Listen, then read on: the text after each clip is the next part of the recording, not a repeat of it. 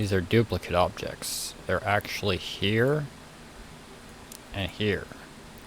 And they have Culling as well.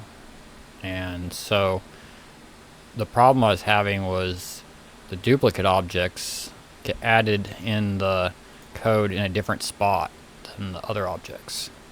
So this is the code for this is the conversion from a blend file. So this is the objects that are in the scene that are not replica objects, and so it's dealt with in conversion because it's converting it from the scene data. And all objects that are like replicate objects actually get made at game start, I guess. So first it needs to add it to my new list, which is a calling list, and it only will add it if it doesn't have none in activity calling. So the way activity calling works is it just turns itself on every object, and it'll give it none if it doesn't have it. And so if you're if you don't have anything clicked, it'll be none, and anything else it will be one of these two. And so I have it pretty much so if it's not none.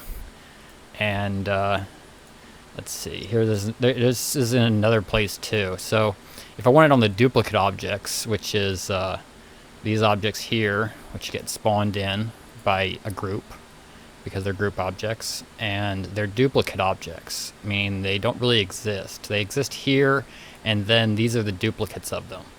And so it actually is in another spot. It's actually in scene, and it's right here. So first it adds the object to the scene list, and then I have it to do the same check if it's not none, and it'll add it to my new list. Now the thing about this new list, and I'll go ahead and add this to my, and okay, so I've got to have to remove it where everything is removed, and here's where it calls it. It's this is activity calling. So update activity calling. And instead of this being all the objects in the scene, it's only the objects with calling now. Now the disadvantage of this is if you turn off calling on the object, it'll still be getting the update. It'll still be trying to run the data. And so it can't really be turned on or off.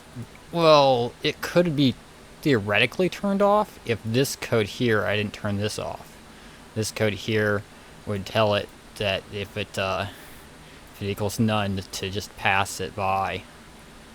Just continue with the next one. If I had that, you could turn them off, but you'd still have to have them on in the game file before you start the game. Yeah. But yeah, as long as they're on, you could turn them off again, and it would actually work. But right now, you can't even turn them off because it would still run them as if they were on. Yeah. And of course, here's what it's actually running the activity. And I've cleaned this up a little bit. This might be better. This is actually called in here. It's got an on and off for this and this here. But then it turns on the render and off the render.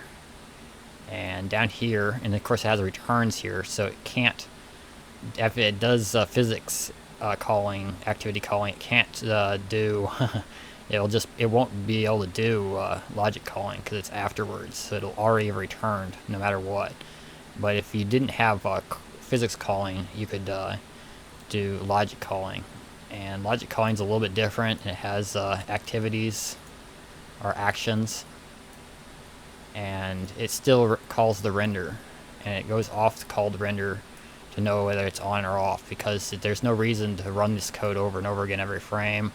It'll just check to see if it's on or not, and if it is not, it'll turn on or off, or just skip it, because this just skips everything. This turns the whole thing off, like to go to the next one, or just kills this whole thread here.